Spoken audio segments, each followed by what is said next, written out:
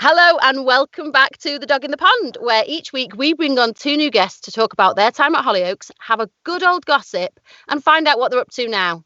You're going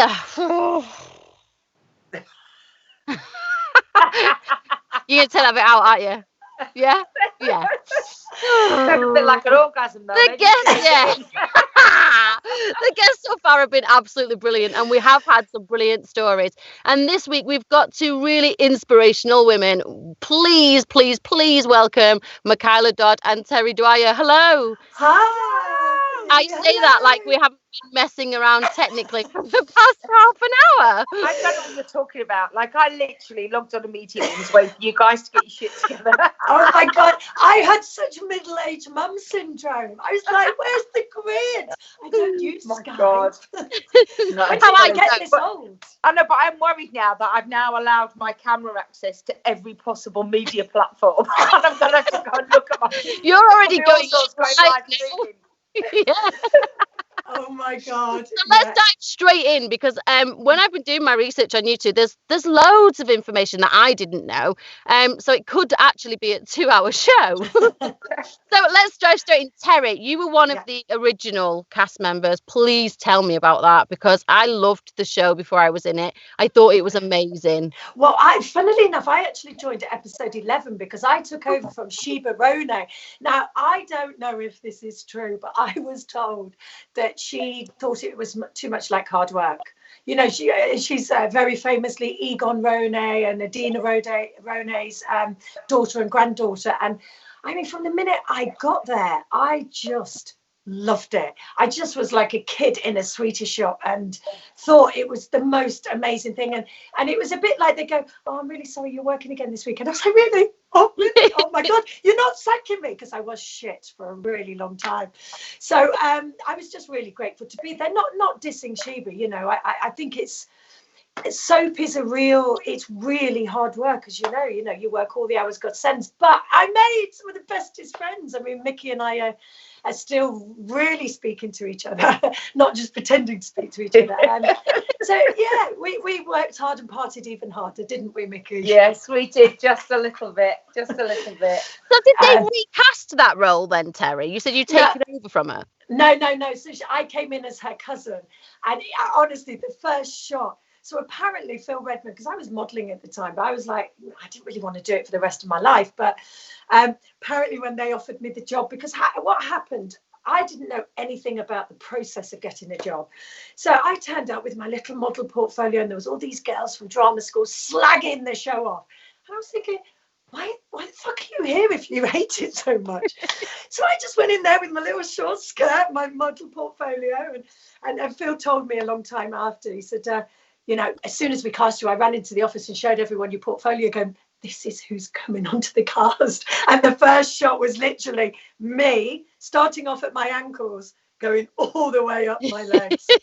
My legs don't look like that anymore, sadly, Phil. But no, I've got a lot to thank Phil and Lex for. They changed my life. Yeah. All of us, really. All of us. And Mickey, you were only coming in for a couple of episodes, and then you were so bloody brilliant, you made it impossible for them to let you go, and you stayed for how many years? Oh God, 5 in the end. 5 years. So it was really interesting because I came for and I've said this before, but it's so true. I literally, because you know how quick a turnaround it used to be. So I got the call from my agent. She was like, can you get yourself down to Mersey today? So it was just can you physically drop what you're doing and get yourself to Liverpool? And I was working in a baker's at the time, and I was like, well, is it extra work or is it an audition? And she was like, it's an audition. I was like, well yeah, I mean, I'll just, so suddenly I got on the phone, I was like, not feeling very well. so I booked off work. I was like, I just don't think it's good because we're selling food, and if I've got anything, and I'm saying the end, I must have said about 3 times while customers in the shop going, I don't feel too good. You can see the customers all like going on, I'm all right for that pasty, thanks, love. There's no, I'll come back later. So anyway, then my boss said to me, well, just go home, you're making such a fuss. So I literally got out, called my mum from a payphone, before the days of having mobile phone credit. So I called my mum from a man. I was like, Mum, you're going to take me to Liverpool? I've got an audition. Got all the way there, and then said, right, I'm here to audition for Brookside, having practiced the Scouse accent the whole way there on the M62. And then I got there and they were like, no, we're not auditioning, but we're auditioning for Hollyoaks. I was like, I'm here to audition for Hollyoaks. I was like, literally. They were like, yeah. I was like, that's strange. So I literally took the thing, started reading it, and was really irritated by the whole experience, thinking like, my agent's just a bit of a wanker. Why are they sending Hollyoaks? They only cast slim blondes. What am I doing here? Like, is this a bad joke? And then I went in the room, and Joe was just so funny. And I had already done a film, and Joe was like, "Oh, what was the film about?" And I was like, "I was a female sumo wrestler." Yes, but Joe laughed, and then I kind of went, "No, really?" Oh, and I went. And actually, I got really good at the sumo wrestling, and they asked me if I wanted to go to the Olympics because they don't have any women that do sumo wrestling. And Jo Hallows, when you know her, she just really got her funny bone, and she chuckled and chuckled and chuckled. I said, "I wish I was joking. I mean, I really am a good sumo wrestler." What are you doing now? And I went, "I'm working in a baker's. I mean, look, just give me a job. Like, just give me a job." And she went, "Okay." And I left thinking, did she say okay because she felt like I was going to burst into tears? Or did she mean it? And then by the time I got home, they gave me my filming dates. And as you say, it was 3 episodes. And she told me within 2 days of filming, she said to me, "I'm going to keep you. I don't know how, but I'm going to keep you." And it was really sweet. And I will never forget that. Never. She was so adorable to me. She really was. I had she was a good boss, wasn't she? She was very good. I had a call with her a few days ago, actually, and we ended up chatting for about 40 minutes. And she said on the call, she was like your mum. So if you were in trouble, you were in trouble. But she looked after you, and I think she really did. And James and Ben touched upon that a few shows ago of how she was the driving force behind the show. Yeah, massively. I think she really contributed to that family element. I mean, we were all young, away from home. We were living together. We were like students with money, weren't we? Really? Equally, getting into the same kind of trouble. So, she was a really, because Jo wasn't there when I was started. She came in after. Yeah, I think that's right. I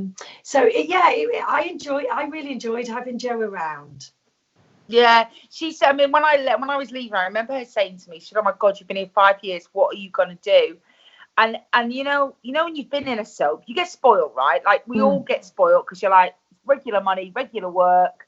You've nailed it because they kept you, and you constantly on point with the sound and the camera. You just think that's normal life now, and it's not normal life. I mean, it's absolutely not. It's a job, but it's an amazing job. And whilst I never lost sight of that, I did kind of think I would go somewhere else. So I wasn't thinking, what's my next acting job? And she said to me, "What are you going to do next?" I said, "Oh, Jo, I'm just going to start saying yes to things when people invite me, because I spent 5 years saying, if I can, if I'm not filming, I said," and she just went, "Really?" I said, "Yes." She said, "Would you like to come to New York with me and stay in my house for a few days?" And I went, "Oh, yes. And I went straight after finishing filming, where you have that little dip and you think, shit, it's over. And I went to Mallorca, to Calador, to a beautiful little villa she has there with her. And she has a little boat. And I went and stayed with her. And it was a beautiful memory. It really was. So, yeah, big love for Jo, I have to say. Absolutely. Well, speaking of memories, it seems to be a bit of a pattern on this show that people come on and they start divulging all the gossip. And Terri, you touched upon it then, that you had a girl's house. There must have been some gossip from that girl's house. So what funny moments, or what kind of, moments that you can share? Well, that's the problem, though. I don't know if I can. Not without incriminating other people. Well, we had, so in our close, which Mick and I lived together with different people at different times. So we had the girls' house. So there was like this little, like, what would you call it? Like almost like a cul-de-sac, like a private enclave, wasn't it? And there was 2 houses, and then like another separate one. And they were the original boys' house and girls' house when it was the original cast. So I stayed in that house at the very end. And then the landlord, she did me a massive favour, just got a bit greedy with the rent when everybody was moving out. And we were talking about, who's going to give their deposit back. And he just angered me a little bit. So in a temper tantrum, I said to him, "Really? well, I'll tell you what I'm going to do. I'm going to buy a house and everybody's going to rent from me and you'll be sorry. And he went, yeah, of course you will. Well, I bloody did. I went to a house and we all moved out. But what happened was Nick Pickard had done the same. So there became another boys and girls house, but I owned one and Nick owned the other. And there were so many nights I'd be at Nick's and I'd be like, what have you got? And he'd like, babe, I've run out of vodka. I was like, don't worry, I've got some. And you'd run over, run across. Literally, mine was across the main road. So I used to run across the main road, go back, come back out with bottles of booze under my arm, trundle back down to Nick's and go, I've got some booze. They would carry on. And it just felt at the time so normal. But when I look back, it was mental. Could you imagine what those neighbours must have thought? I mean, we actually were really, particularly when we lived together, we were quite notorious for parties. So people, but the trouble is, it got to be known. Do you remember, Mixer? We randoms would turn up. Yes. So no. we'd sometimes not even go out, and all of a sudden at 2 o'clock in the morning, there'd be a knock at the door. We'd be like, is there a party here? You'd be like pissed off, and they'd be like, don't be like that. And they'd be like, no, piss off. Literally. Yeah. It's so funny when I think, but like I say, it just became. And then somebody said, did you get the door last night? Like that was normal. You said, yeah, I got up to, to see away the randoms at the door. Crikey. They were good. They were good times. They were really good times. They were. And then you had Gemma on, and Gemma used to get her mum. She'd stay at my house. And then her mum always used to say, as long as you're with Mikyla, Gemma, that's all right. And I still look back now and I think, God, Sandra, of all the people for you to pick for Gemma to be safe with, I don't know. You're saying that, but you might have forgotten. I remember I was out with my friends from home in Manchester, and we'd been out for about 45 minutes and had like one drink, and all of a sudden I felt really ill, and I'd been spiked. And the first person that I rang, so I'm in Manchester, bear in mind, was Mikyla. So how old were you at that when? Probably like maybe 17. Oh gosh. Shouldn't probably have been out at 17. Maybe I was 18. Yeah, let's say I was 18. And I rang Mikyla. I said, I don't know what to do, but I've definitely been spiked. And like I'm like completely so anti-drugs, it's untrue. We didn't know what to do. And Mikyla said, get a taxi to your mum and dad's house. I'm coming for you. And you drove, Mikyla, from Liverpool to my mum and dad's to pick me up and took me back to your house. Oh, God. And looked after me. Yeah, well, I remember your mum saying, I don't know what to do with her. And I said, well, look, it's going to get weird. It'll get weird before it gets better. It depends what they spiked her with. But and you were in my car, and I had like quite a low sporty BMW at the time that had like quite a cushion, and I remember you and you were like, it's a marshmallow, and you kept touching the ceiling, and I was like, all right, Kelly, and I thought, well, at least she's happy because you were deliriously happy. And then of course with everything, there's this incredible happiness and then this terrible sadness, and I was like, oh God, like the higher she rises the lower she's gonna fall. And I was like, she's never experienced it. So I remember taking you back, and let me tell you something. You know why I've never ever forgotten it? Go on. You know why I've never forgotten it? No. Because this is the Louis Vuitton makeup bag you bought for me, and I still. Really? Yeah, and you bought that for me that year to say thank you for looking after me. And it's still there as my favourite. And so every time I look at it and I use that. You remember me and my marshmallow. Yeah, Kelly and her marshmallows crawling around my car. I think you probably saved my poor mum and dad because they just wouldn't have known what to do with me, I suppose. Do you know what, though? The fact that you actually could communicate that you'd been spiked. I mean, you were really lucky, weren't you? Yes, very lucky. Yeah. And I was out with my friends, and we'd literally, like I say, we'd been out about 45 minutes, and they knew something was wrong. Mm-hmm. So yeah, so easily very, done. very lucky. It's so easily done. And actually, to be fair, in our day back then, we were probably much more protected from it than I think girls of that age now. Yes. Yeah, absolutely. I mean, it's a shame, really. Well done, Mickey. Well done for looking after us. Yeah. I'm sure you've looked after me on a few occasions. Well, Terri, Ben asked me to ask you, and these are his exact words. Oh, God. Does Terri remember the time she fell down the stairs riding a horse and broke her arm? He's such a knob. So come on, Terri. Would you like to know the truth? I think everybody would like to know the truth. I think everybody at home wants to know. Right. Well, It's so confession time. It is confession time. So Yeah. I'm so sorry, Joe Hallows, but I'm sure you really knew the truth. So what happens in our job, we have to sign contracts whereby we say we won't do dangerous sports, which includes horse riding or skiing. And so I obviously got to a point where I thought, oh, it's fine. Rode my horse, fell off my horse. I ended up in a field for 3 hours with a broken leg like that. Couldn't move it. Eventually got to the hospital. But of course, then I was in breach of contract, wasn't I? Because I bloody rode a horse, fell off it. I was in the middle of an episode. And I was thinking, fuck, what am I going to do? And in the hospital, they're going, oh, I'm really sorry, you're going to have to go into theatre. So all of a sudden, it's not just having a plaster on, I'm going into theatre. And so, yeah, and then I did have to tell a little white lie. I did do well with it. Obviously, Ben didn't believe me. But no, Ben said you keep forgetting who you told what. I did. And that sounds about right, Terri. Yeah. Well, because actually it wasn't an arm, it was a leg. And so Joe came to see me and honestly, I'm so sorry, Joe. But I did it to protect them, because if I'd have said I rode a horse, I wouldn't have been insured and they wouldn't have been insured. So I said, I fell down the stairs and I broke my leg. And she was like, oh God, okay. Middle of, the catastrophe. You're in the middle of the episode and all of a sudden they've got to write in this bloody broken leg. So they came in. So I had to do, there was about a week, maybe not that long, where I had to come in and I had to have my foot on a stool in the dog in the pond. So I'm behind the bar pretending I don't have a broken leg. And I was literally blue in the face because I was in horrendous pain. And then there was a line in the script because they then had to write it in and I had to be on crutches. And the line was, who'd have thought she'd do so much damage falling down the stairs? I love it. So I think they knew. That's. I think they might have known. I'm pretty sure they knew, Terri. I know, but I was trying to protect them all. Yes. And there's also the story of you dating a certain going on a date with a certain up and coming footballer. Yeah, I didn't actually go on a date. Oh, so Ben's just making it all up. Well, maybe over the years it's got to that. We were all out in the club. I don't know if it was with you, Mick.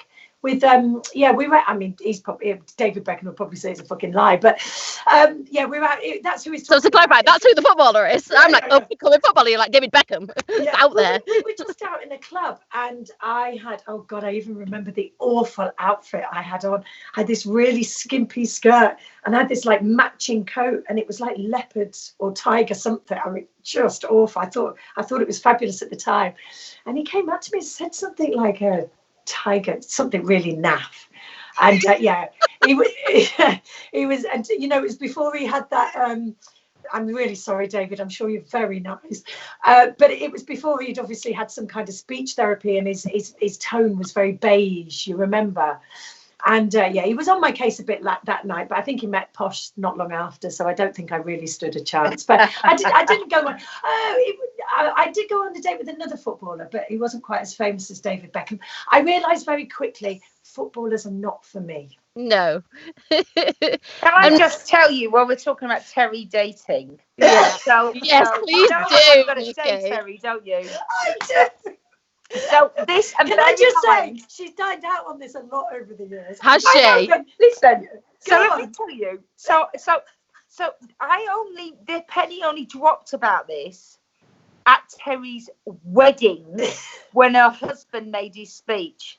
So Terri was always like, she was like the proper networking little busy bee. And she was like, oh, babe. I mean, it didn't always work in my favour. I mean, one night she said, babe, I'm going to a concert in Manchester. Would you like to come with me? We've got like a box and everything. And I went, oh, yeah, lovely. Okay. I didn't really question it. Got ready, got there. And it was a bloody Steps concert. I was like, what the hell am I doing here? She went, oh, Belize, my friend. I went, I don't get who's your friend. The bloody Steps concert. But anyway. We had a good night, though, that night. We did have a good night. We did. But so this night she said, oh, there's a new place opening. And it was Mosquito underneath the living room. She said, oh, they wanted to do some test dining with people. So we got there, fine, got chatting, and Terri's doing her kind of she's got 3 or 4 different groups of friends, you know, and she's keeping it all going and introducing and chatting. And I was sort of at the end of it. And because I lived with her, I was like, oh, you know, I just kind of was getting on with it. And I turned around and there was Kev Seed, the radio DJ. And he was like, oh, I said, you Kev Seed, aren't you? He said, yeah, you're the Hollyoaks lot, you know. And Terry sort of went, hi Kev, hi darling, and then carried on talking. So I get talking to these people next to me, and I was like, oh, you know, anyway, so this is, you know, it's a guy working, this is Sean, Dodd, and I was like, oh, hi Sean. Anyway, so we had a really lovely evening, and I chatted to them quite a lot, and that was done and dusted for me. And at one point I said, Terry, I said, have you met Kelly's friend Sean? And she was like, oh, hi darling, and carried on talking. And that is now Terry's husband. No, that is Terry's husband. And she didn't just blank him once, she blanked him twice. And then when we got to the Grand National, and she knew he had the VIP tickets to get us into the free bar, the next party that had a free bar in the Martel tent, Terry was like, oh, hi. I don't know if we've met. And he was like, yeah, we've met twice. and you blanked me. So yeah, I'm sorry. I was just, somebody said you could get us in, and he was like, yeah. And that's it. Oh my God! And that night, it was Radio City used to do this big concert in Liverpool. It was Party in the Pier. That's where it was. It was at the Grand National, and nobody could get a cab. Nobody could get a cab, and so we went. Wait, look, my flat's just up there. He said, if you want to come up and ring a cab from there, that's fine. And apparently, obviously, I've no memory. All the way home, I was going, don't you think you can kiss me? Don't think you're getting your wicked way with me. And apparently, we got in there. They told me the cab was going to be an hour. So I found the nearest bed and went to sleep. And, you know, the next morning, woke up and went, you didn't sleep with me, did you? You didn't sleep with me. And he went, no. I said, did we kiss? He went, well, if you can't remember that, I'm not telling you. And he became my husband. And how long have you been married to him, Terry? 17 years. Wow. And he is absolutely the love of my life. Yeah, even now. We've got 2 beautiful children, and he's just a real leveler for me. You know, sometimes I'll be like that, and it's like, oh, babe, is that the only thing you've got to worry about today? Are you lucky?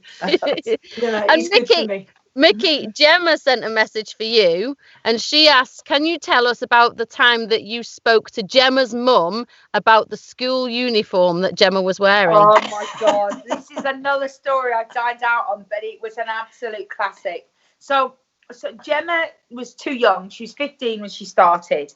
And look, I mean, I loved it there, but there was an air of there was a lot of one-upmanship in terms of who's doing the cover of Maxine, who's doing this, who's got more leg out, who's got more boob out.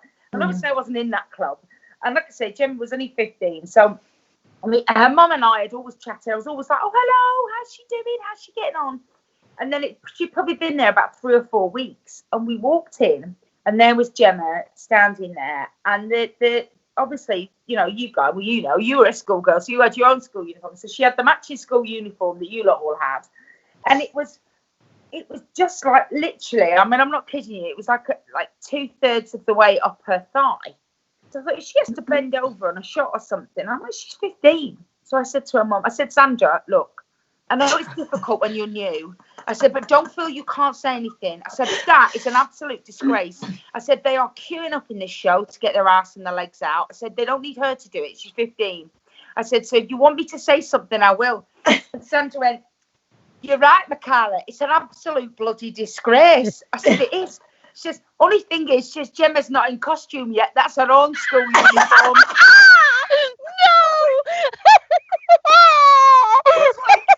Oh my God. And Gemma went, thanks for that, Mikyla. And just walked out. I was like, oh.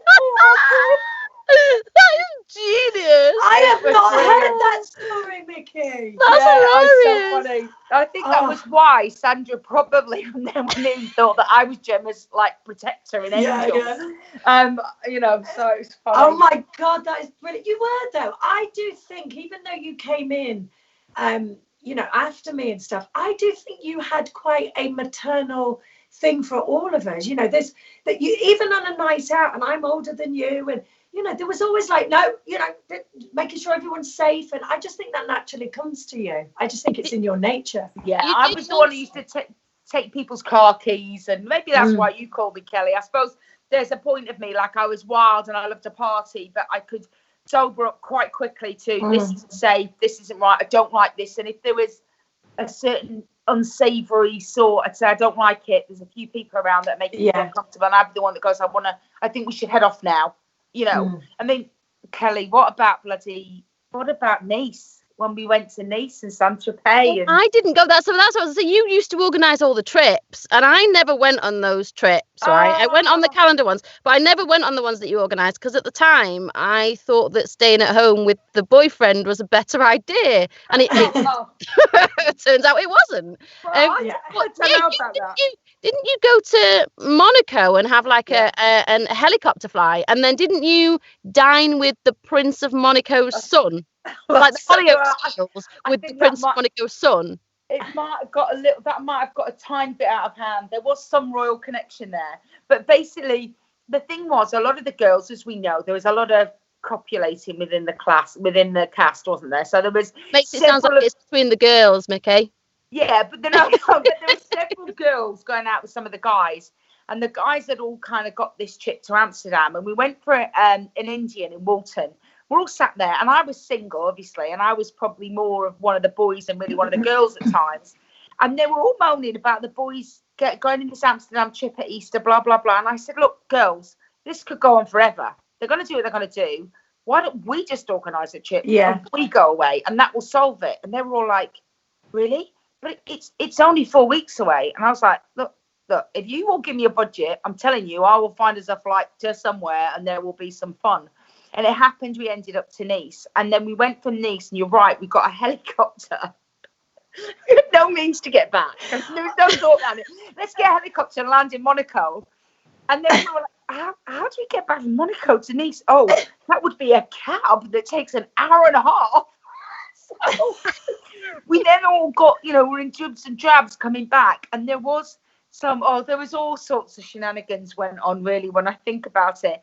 And I remember us going to one of the hotels, and we were going to look at the menu to eat. And I remember Gemma standing on the stairs of one of the main casino hotels on the square. And I just remember, I'm talking to everybody, and Gemma goes, "Look this, Mikyla, it's 22 euros for a bowl of soup."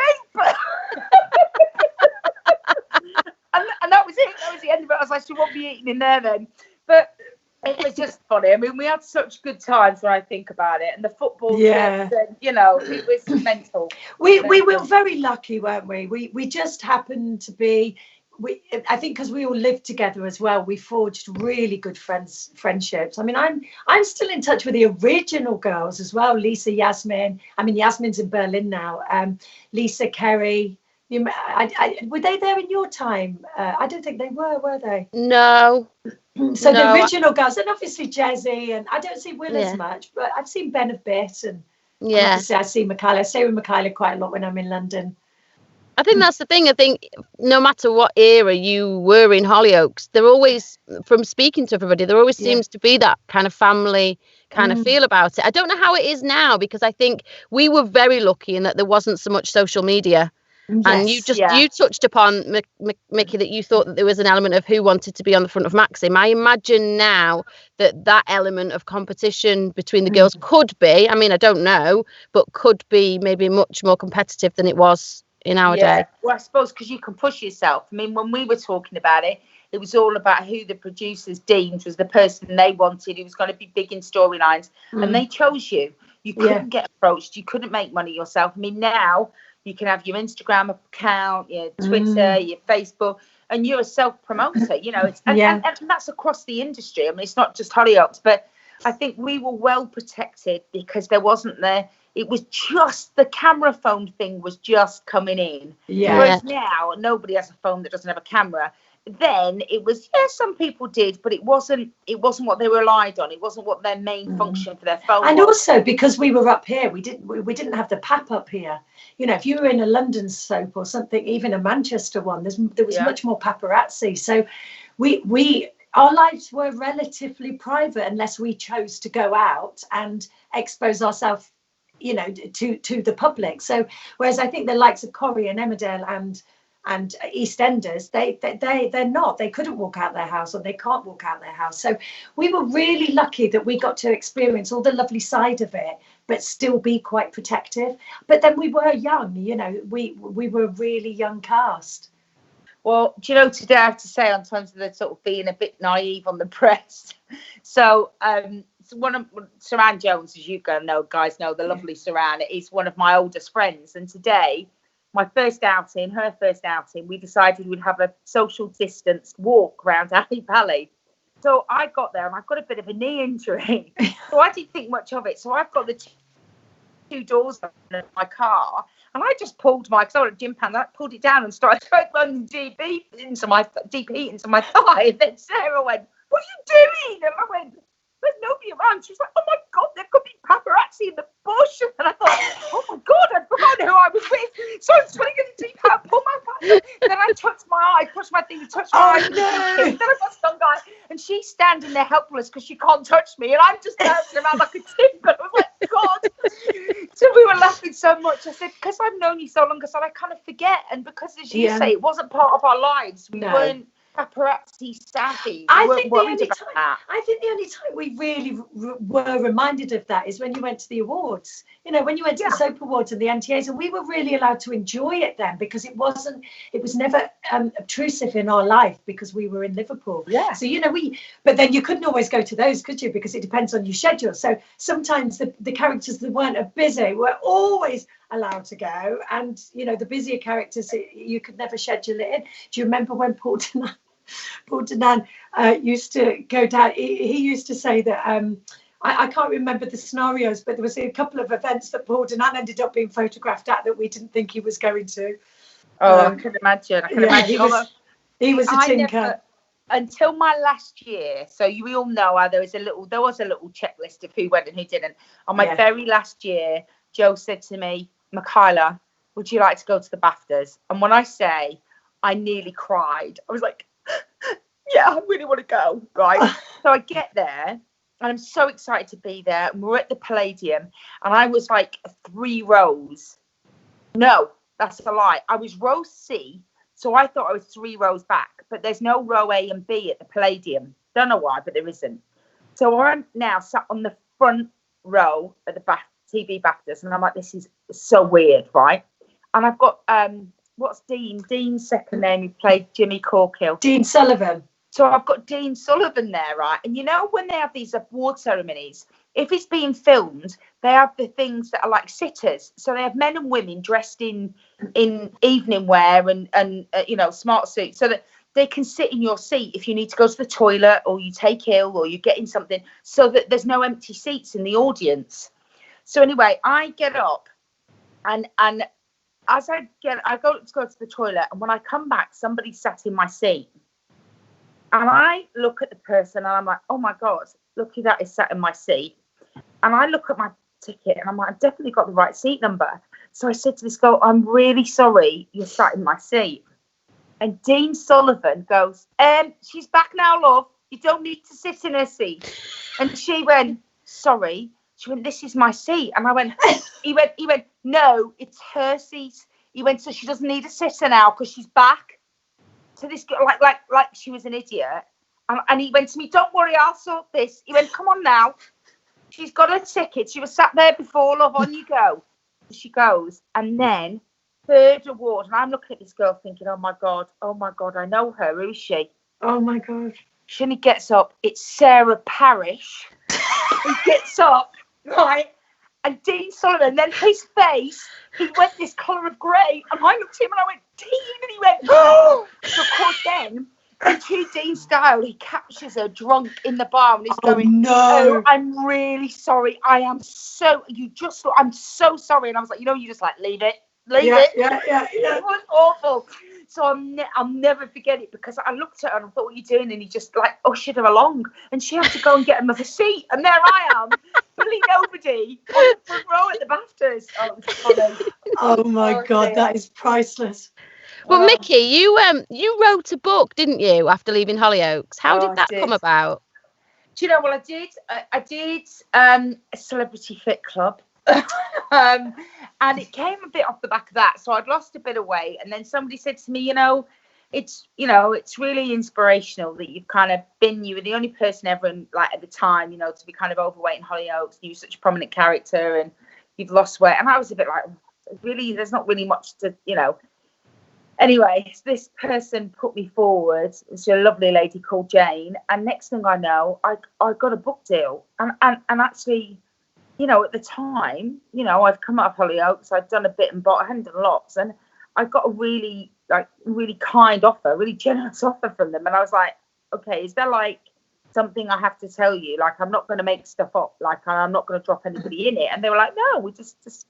So that was it. And I told the story and did it. And interestingly, this is where Terri comes in. So they said, we want to call it the Fat Girl from Hollyoaks. And I said, oh, I don't know about that because the book's not really about Hollyoaks. And I don't think, and they were like, but we think it would help sell it. I said, I don't, I just think you should call it, Playing the Fat Girl, which is what the paperback was called. Yeah. Let's call it Playing the Fat Girl. And they were like, no, the Fat Girl from Hollyoaks, definitely. I said, well, they won't let you use their name. They're so protective.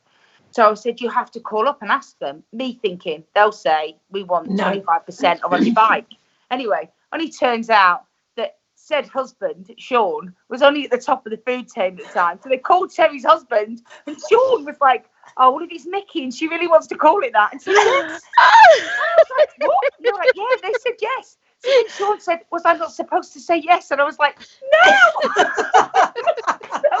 I didn't know that. I know, yeah. So Sean was just being really kind to me, and I was like, I just assumed it was a non-subject, non-matter. So, but actually the paperback sold a lot better than the hardback because it became what they call a misery memoir about this fat girl and, and what happens in her childhood. So, even though Sean was there, we never worked together. He joined after I left. So, yeah. You didn't meet on the show then? I was about to qualify that because I think everyone thinks I went out with the boss, and I didn't. No, he was in radio actually. And when we got together, Phil and Lex, they used to invite us around to their house for dinner, and they just got to know Sean really well. And when they decided that they wanted to sell the company, they thought that he was the kind of guy that they wanted to be head of that team. And they're very persuasive, the Redmonds, but that changed our life as well. So we've got double whammy to be thankful to them for. And Sean really enjoyed it there, but yeah, we never worked together. It's a bit weird, but I wouldn't really want to work with him. Is he still there now, Terry? He's not there now. No. He's set up. Well, he's in a film production company on the Wirral. So their first film was with Gerard Butler, which was The Vanishing, and then he's just there's one, I don't know if it's out yet, called 6 Minutes to Midnight.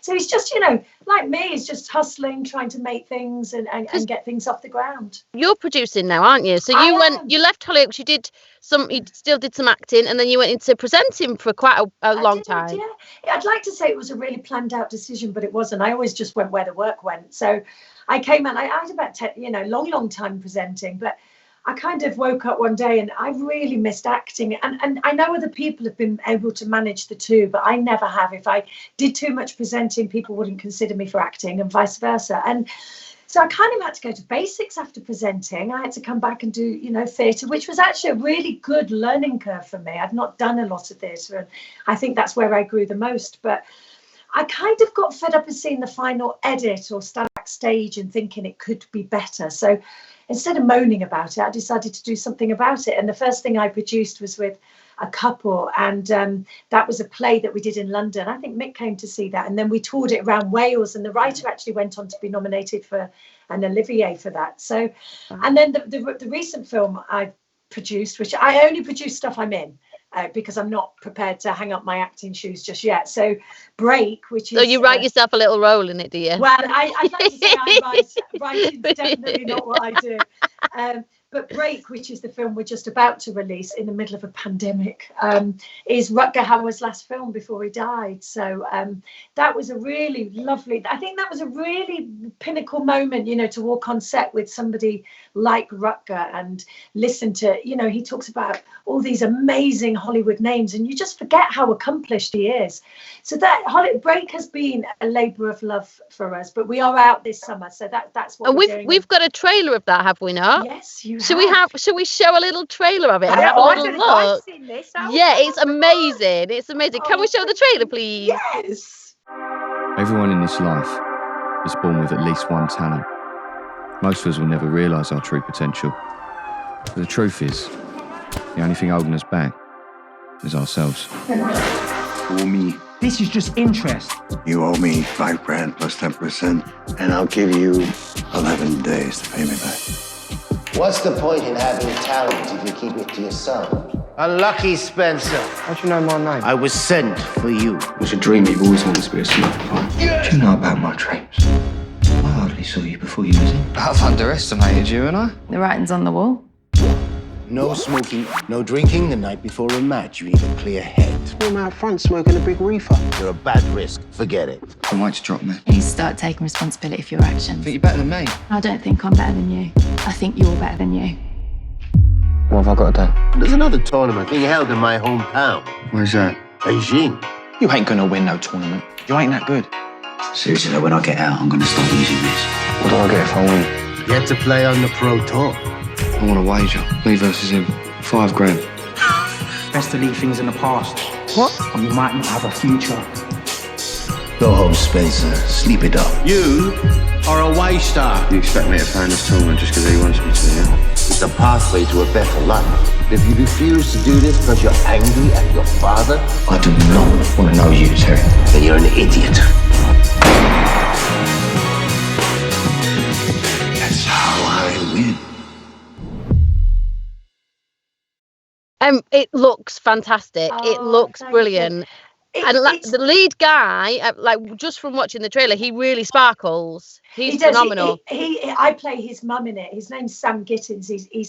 He's really on the cusp of greatness. He's going to be a huge star, and he's just such a gifted, generous actor. You know, I did obviously a lot of scenes with him.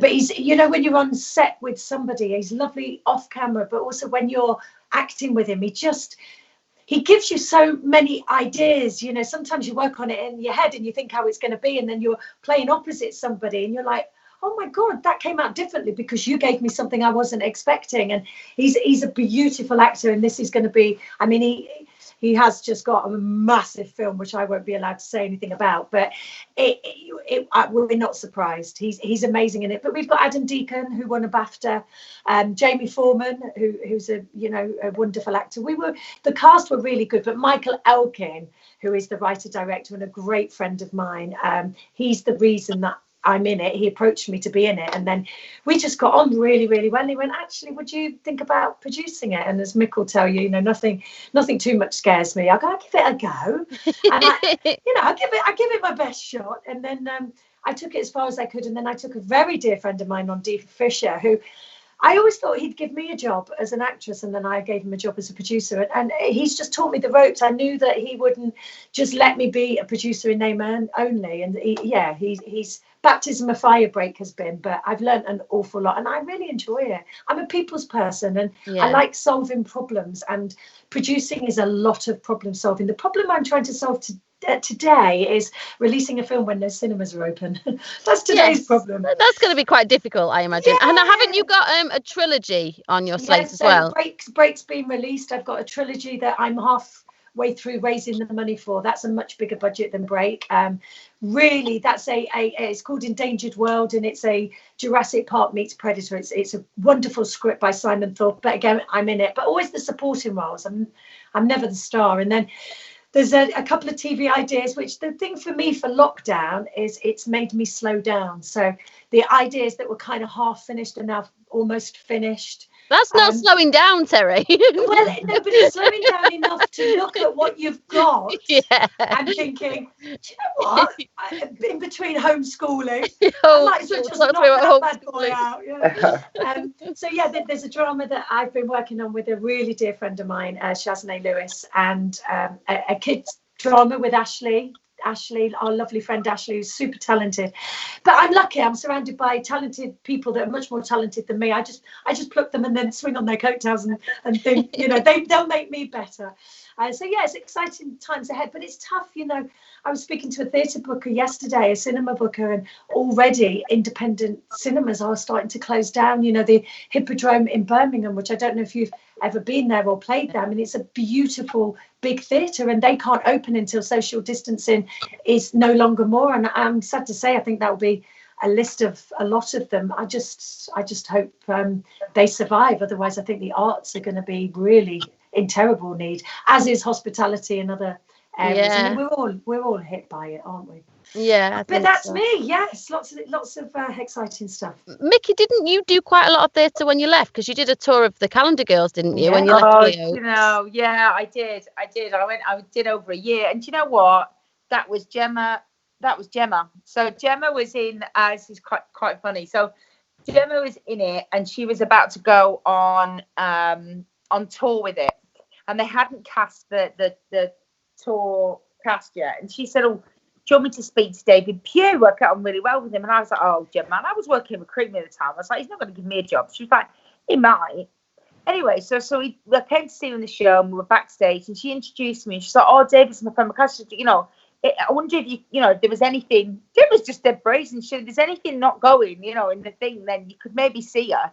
And he went, "Oh yeah, we'll talk about it." Anyway, he got me in kindly for this reading. I did a reading for the part Gemma was playing on the West End. It was very, it was a small part, and she was taking a bigger part on tour. And that was that. And they said, "Oh yeah, well, it's a decent read. We'll let you know." Then Gemma had left, so she had a gap. She left the West End, was having a gap, and her then boyfriend was having his 21st birthday. So she's organised this massive party in Sheffield, and it was when bird flu happened. So it was 10 years ago. And basically what had happened was 3 people in the cast in the West End had gone down with bird flu. So they didn't have enough understudies to do all the parts.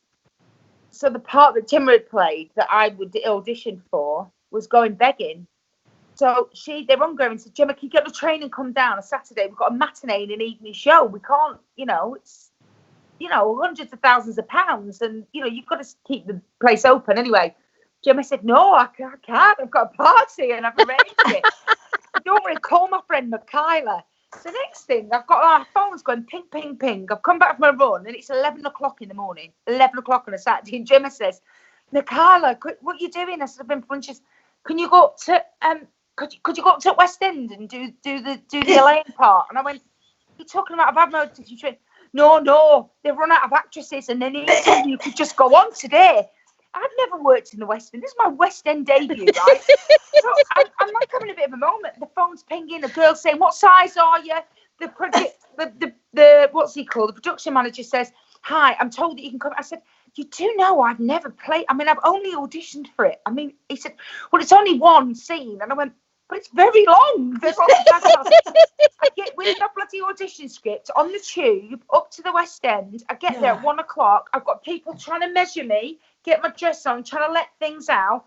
People trying to grab at my hair, and me trying to read this thing with what was I can't remember his bloody name now. And he was an actor for a long time in EastEnders, and he was doing part of the photographer. Ryder. No, Jack Ryder. Yes, and he was doing so.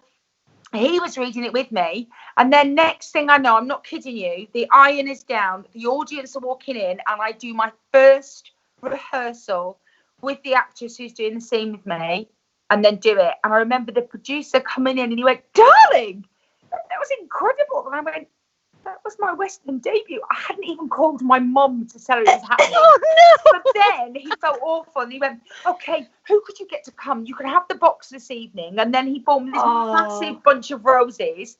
And I did 2 weeks in the West End. It was my bizarre. And then I went on tour with it. So it has a big place in my heart. And I met the lovely, lovely Linda Bellingham, who really took me under her wing. And she was the warmest, loveliest woman. And I met such beautiful actresses. You know, there was Jan Harvey and Gemma Craven and just all these actresses. And you're sat there with this front row seat watching their process, watching them all play the same character. So every 3 months, the new cast would come in and I'd see how they approached it and their process, and a lot of love. And I got to go on and get my boobs out a couple of times because I understudied Letitia Dean and Hannah Waterman, and they both went off and let me have a go. So it was wicked. I got a lot of fun memories. But you're not acting anymore, have you? Because you're literally now got a new career, and you've taken a completely different change of career, but taken that arena by storm as well. Well, yeah, I mean, I kind of did recruitment a little bit, and then I came out of Calendar Girls, and I was offered just a brilliant job for a fantastic company called Mace, who's one of the biggest construction companies in the country. And I'm really, like, it's just gone in a completely different direction. But I think, interestingly, now that my children are just starting to, I've got one at school and one coming to school age. And I remember meeting Kate Baines when her children were this age and she was hungry. She said, I need to start writing. I need to start producing. Will you do it with me? And then 6 months later, I was pregnant. So I feel there's part of me starting to just look back at that conversation and think I'm probably starting to get where she is, that I love my job, but then there will need to be more and to do something more creative. And, maybe it will be, as Terri said, that kind of producing and getting involved in directing and development is maybe where it lies, with a bit of acting. I think you'd be a really good comedy writer as well, though, because you've got comedy timing. Yeah, maybe. I think I just need to, as you said, this has come at the wrong time, this slowing down. If my job wasn't as it is, I'm the busiest I've ever been trying to rehouse people and redeploy people. But had I had that time, I think this would have been when I'd started playing, You definitely need space in your head to allow yourself to be creative. I know that sounds a bit wanky, but it's true, because unless you're forced to slow down and you've got those moments, if you ever read any of the books, by these self-made millionaires, they always say they switch off from everything at some point, and they're the moments when they come up with these amazing ideas. But the trouble is, our lifestyle, we're all mums, and you just don't get a bloody minute to yourself. I take my phone to the loo just to try and answer emails, because if I'm not feeding one child, I'm trying to do homeschooling with another. Hang on. You get peace and quiet in the toilet. That's working, Terri. I need to get that in a minute. Mine are a bit older than yours, aren't they? That's true. I said to my two children yesterday, I like Adam's been working and I've been off with them and trying to work, and I bribed them. I had a voice job that came in, and I said, look, if you can be quiet and Mummy can do this work, you can buy something off Amazon. Yeah. And they were really quiet, and they bought something on Amazon. And I got to the end of the day and I said to them both, look, I've just got no mum left in me. You weren't shouting it. I mean, the fact that you even calmly said it, I think means you do have mum left in you. But possibly, but mine are 9 and 5. I was saying to Terri before, I just don't feel old enough to have a 9-year-old. It just how did that happen? Wow. See, I'm the other bit. I feel like I'm too old to have like a 2-year-old and a 4-year-old. So I probably left it a bit late. I should have cracked on a bit sooner. Well, my 14-year-old's as tall as you now, Mick. I can imagine. I nearly was at Christmas, to be fair, so I can imagine it. He's got an attitude to match as well. Aww. Terrible teenagers. Yeah, of course. You've got all this to come, Kelly. I know. I've already got it with my 5-year-old. She is just me. If you thought I was ballsy and front-footed, you need to meet her, because she's a different league. Yeah, it really is. So I've got one of them in our house, a little mini dictator.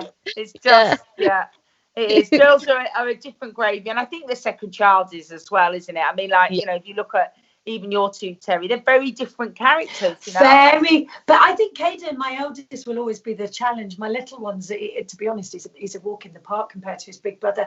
They're good kids. They're really good kids. They they're very different and they challenge you in different ways, don't they? It's just hard. We want it all, don't we? We want a career, we want a husband, we want friends, we want kids. And, you know, some days I think, you know, I've got it all balanced today. And other days I think I'm dropping that many balls and doing everything wrong. So I think life as a working mum, isn't it? We're all trying our best, and some days we do better jobs than others. Yeah, it's true. It's true.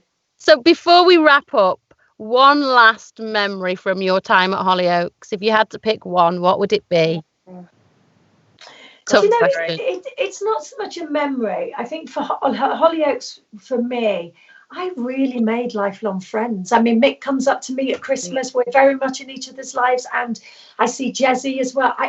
You know, and I really will always be very grateful to Hollyoaks for that. We had, you know, Nick Pickard's still a dear friend, and in fact, his brother did my behind the scenes on the film. His other brother was Rutger Hauer's driver. The only one I didn't have on the film was Nick.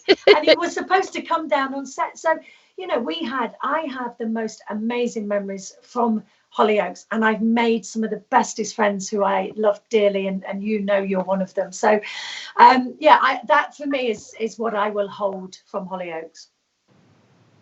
Yeah, I suppose it does sound a bit boring, but I echo the same. When I think now, like, Gemma, I will always be like a little sister to me. Yeah.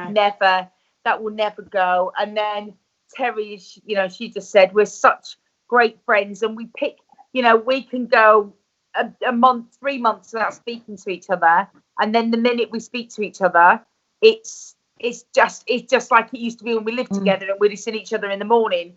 And that kind of friendship is rare. You know, sometimes you feel if you haven't spoken to somebody, you lose touch with them, and it doesn't happen. And then Gary, obviously, you know, he and I really, and we didn't, same with Terri, didn't cross over all that long. We were only in the show for a year. That when you just form that bond, you know, and Gary and I, again, I suppose like a bit of a brother-sister kind of thing that's just always remains. And, you know, and it was weird because he chose me to be his best man or his best woman at his wedding, and it was a bit of a weird dynamic because I couldn't really tell all the hell-raising stories that I could, and I ended up being a bit soppy, and then I was like, I don't know how I got on with that, but it was, you know, it was an honor. And like I say, there's 3 people that, you know, are really, really dear in my life. So I wonder what it'd be like, Mick, if we, you know, in the time that we were all together, if we were all together in one room. I wonder if the chaos and the madness would still be there, or we'd all be this kind of older sedentary version. Because, you know, like when you get together with old students, you do pick up where you left off, don't you? Yeah, that's you do. an interesting thought. Having seen Nick at your house, I can tell you, it doesn't change. No, I can't imagine it does. I know, we get the props out, we're dancing on the tables. We are still just as mad as we always have been. Thank goodness. Yeah. Quite. Come on, Kelly, tell us about yours. What would your memory be? I think it'd be the same. I think it'd be so that our first show was Helen and Lee, and then Gemma and Alex, and speaking to them and realising, and my sister messaged to say, me and my sister didn't get on at the time that I was at Hollyoaks. We were in that kind of fighting stage. She's a bit younger than me. And she's like, I didn't really like you when you were on Hollyoaks, but it's really nice to know that you had some friends. I was like, thanks, Q. Thanks very much. And so it does sound cheesy, but I think it's the friends. And Terri, the reunion, it's happening. We are. It's already wheels are in motion. And it's absolutely going to happen. So I will let you both know. But thank you so much for coming on. It's been lovely to speak to you. Thank you very much. Thanks. See you soon. Bye. And that's us for this evening. Thanks for watching, guys. Don't forget to join us next week at 8:30 on YouTube. And if you like and subscribe, you could be one of the first people to find out who we've got on next week's show. See you soon.